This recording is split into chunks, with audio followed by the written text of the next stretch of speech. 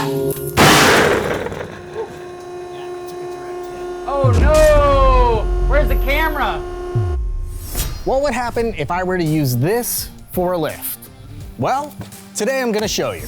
My name is Ben and this is the Lifting and Rigging channel, and I am joined by Terry Driscoll. We're going to be playing around on the test bed again today. So Terry, tell me, what are we doing? I heard in the past from some of our previous videos, people like seeing us break stuff.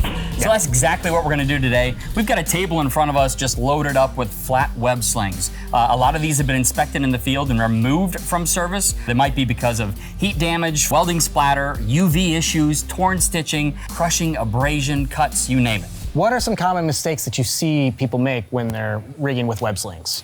Well, I think a lot of the time people just need to get the job done, right? Men and women are out there and they're like, this is what we have to work with. I think a lot of it might have to do with education, just getting the proper training on what they should be looking for. It's great that if the safety department knows about it, but if the people on the ground don't understand what they're using or how they're supposed to be looking for damage on synthetic web slings, then maybe they just get confused and say, well, company says it's okay, I've got it here, this is what I've got to do my job with. People are trying to overextend their useful life, right? So of course, before each use, someone should be going through that sling to make sure that it is in good working order for that particular lift. If you come across an area that has severe heavy abrasion on it, the sling's got to be removed from service. First and foremost, they should be looking for a tag. Make sure you're storing these properly. One thing that people don't take into consideration is if you throw a sling into the back of a truck, a pickup truck, or put it on your dashboard and just drive around in the blazing sun all summer long, UV is going to affect that sling. Take care of the slings, they're going to take care of you. So what do we got here? We got a lot of, like most of this stuff we pulled from the field, right? Rigging inspectors brought this to us. They found it. Someone was using it. Yes, sir. So what are some of the things that we've got going on here? What's going on here? We know that we've got severe melting. So this is put up against a nice hot surface. When you start feeling, I love a hands-on visual inspection because as you're running your hands across it, you can feel all that brittleness. I mean, just bending it back and forth, you can hear the actual individual fibers breaking. People don't want to hear us yak all day, Terry. Let's get over to the test bed and start breaking some slings. Let's break it. Okay, ladies and gentlemen, we are putting in an EE292, 6,400 pound working load limit. This has severe burns and melted fibers on the sling. So it's 6,400 pounds. Starting our climb, 500, here's 1,000 pounds, 2,000 pounds, 3, 4, 5, taking it up to proof, 12,800, 7,000, 8,000, failure, 7,800 pounds, failure.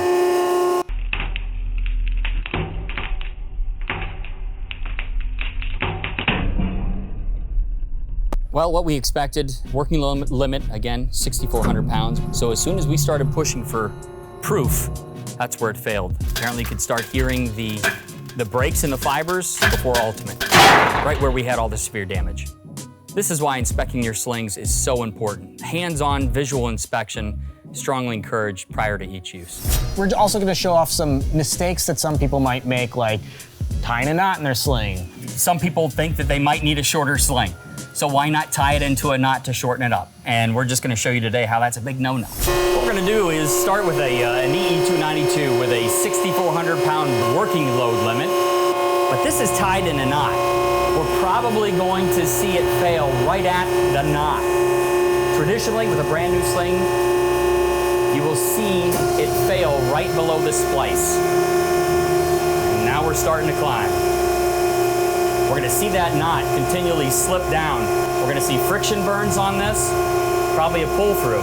And we're just now reaching 1,000 pounds on this test. 2,500, I can see that knot just constantly slipping and biting into the synthetic. 3,000 pounds. 4,000. Slipping, getting tighter, 5,000 pounds. 6,000 pounds. Taking it to break. 15,000 pounds. 16. Crackle, pop, gone.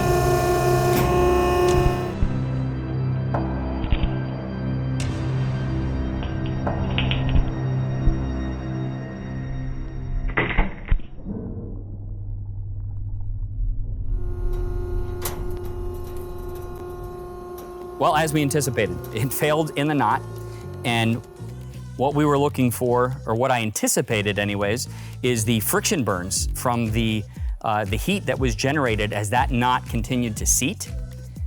Impressive cut, as we can see whenever it was pulled apart. Definitely not what you want to do out in the field. Here we've got an eye that's got all kinds of damage to it, where we've got broken and cut fibers. It's probably coming in contact with an edge, or there's severe abrasion. You can see how fuzzy everything gets after a while. Mm-hmm.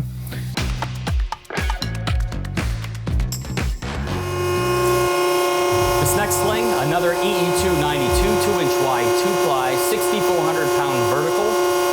We had severe damage in the eye. Again, when new, these slings should fail right below the splice of a nylon sling in the body. My prediction, of course, is gonna fail in the eye, which happens to be the strongest part of a sling. Picture it like a mini basket. Starting our climb. About 500 pounds, 1,000 pounds, 2,000, getting up to 6,400 pounds, 3, 4, 5, 6,400 pounds. Pursuing proof, 12.8, failure.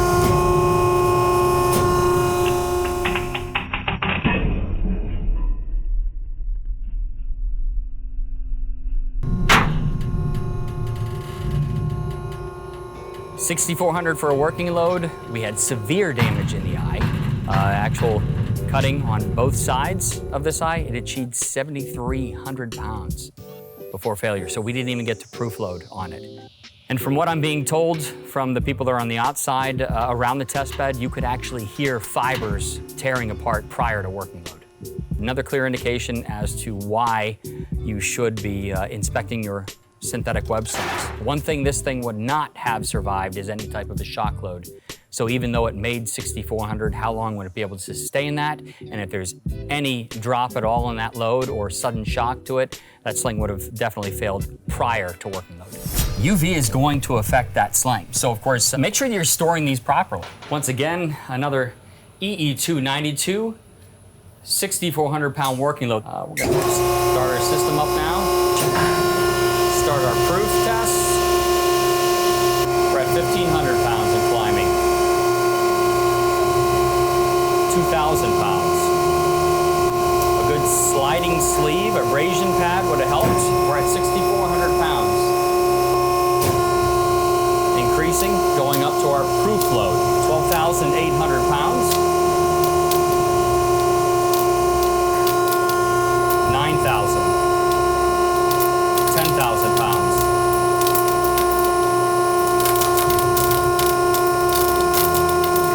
And here we are at proof. Proof load. Again, climbing up the brake. Boom.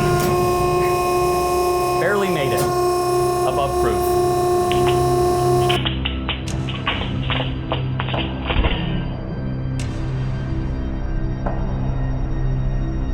Can't stress enough the importance of visual hands-on inspections. The failure occurred in the splice. If we dig deeper, we'll notice that this used to be, I'm sure, a vibrant orange color. And now, of course, everything is dingy, it's grayed out, and this is one of the important factors of avoiding the UV problems with synthetic slings. Better way of maybe storing your slings in a cool, dark place, storing it into a lockbox. Don't store it at the back of the truck. Don't store it on your dashboard. Just don't let it sit out on the job site alone. They may be inexpensive, but again, they're a critical tool on the job site. And what's going on with this guy? Well, now we actually have someone referred to it as like a weld splatter or a slag. Mm-hmm. So you had some molten metal that actually dropped onto this synthetic sling. You can start peeling it away, but at the same time, look at all the damage that we have below it. Regardless, if you have any type of heat that's coming in contact with the synthetic sling, if the sling is not designed for that type of a temperature, like 300 degrees, the sling's gotta be removed from service. Now we're actually changing it up a bit with an EE293. Now we're going with a 3-inch wide, 9,400 pound working load limit, severe weld splatter. Looks like some hot metal slag that may have landed in the eyes. We anticipate it failing in the eyes based off the damage. Again, we're going to start taking that up to 9,400 pounds for working load.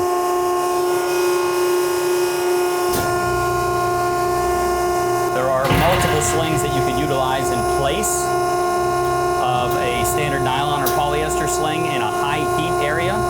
Spark heater would be recommended. We're at 2,500 pounds, again climbing up to 94. But understanding what you're working around and the type of rigging you have is always beneficial. Make sure you match the rigging with the job. And here we are at 9,400 pounds. Now we're going to be taking that up to 18,800 for proof. Currently at 17,000, 18,000, 19,000 pounds. We're at 25,000 pounds. We're hearing it snap, crackle, and pop right now. At 28,000 pounds, 29, 30,000 pounds. Hear it in the test bed. I'm sure they hear it a lot. That was loud. Looks like we're around 33,000 pounds.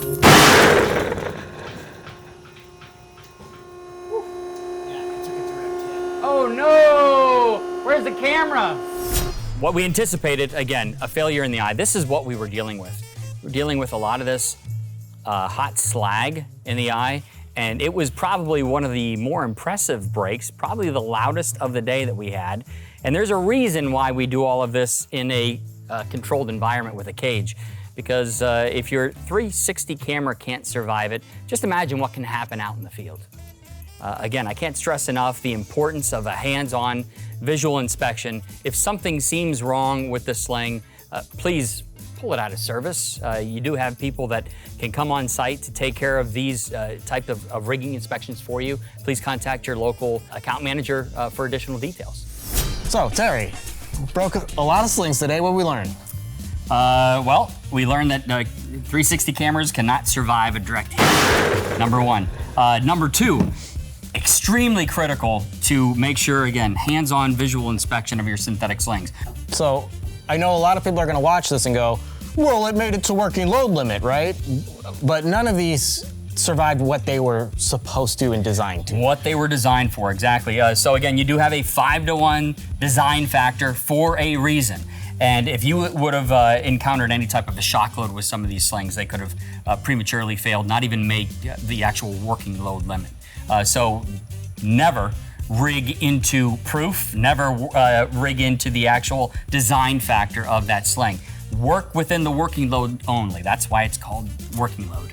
What would be your biggest takeaway from all the different brake tests that we did today? Lots of UV issues with items. That was kind of concerning, seeing what were at one time vibrant orange slings, now grayed and dulled out, to see a complete failure of that sling just shortly after proof load.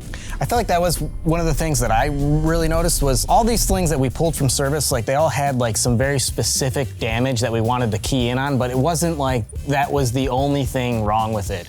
And a lot of them, especially the UV damage, you could hear it as we started pulling it. You would get it to, you know, working load limit, and you'd already hear it starting to crack. You start hearing all those fibers start to break. Another takeaway is to just properly store the slings. Make sure they're not sitting out on a job site. As I said, sitting in the back of the truck, sitting on your dashboard. And these things have got to be put away properly just to help prevent them from getting additional damage as opposed to what they're just seeing day in day use. All right, well, Terry, I don't know if we'll get a chance to do another one of these, but it's always fun. Always fun. Hopefully, this demonstration showed you that the rules and best practices that exist alongside web slings aren't there just to make your life more difficult. Whenever these rules are written, it isn't just for legal reasons. It's usually because there have been enough dangerous load failures that someone recognized that there is a need for testing and guidance. So, please inspect your slings. Please follow best practices, and if you find those slings need to be pulled from service, you can shop for new ones at MazellaCompanies.com or contact us below and we can make sure that you're getting the proper rigging for your needs. If you found this video useful, informative, entertaining, or you just feel like being friendly, then hit that like button so we can get this information out to everyone who needs it. Subscribe and hit the bell so you never miss a video. If you have a question, drop it in the comments so we can get you an answer. Remember, safe rigging is smart rigging. My name is Ben. Stay safe out there.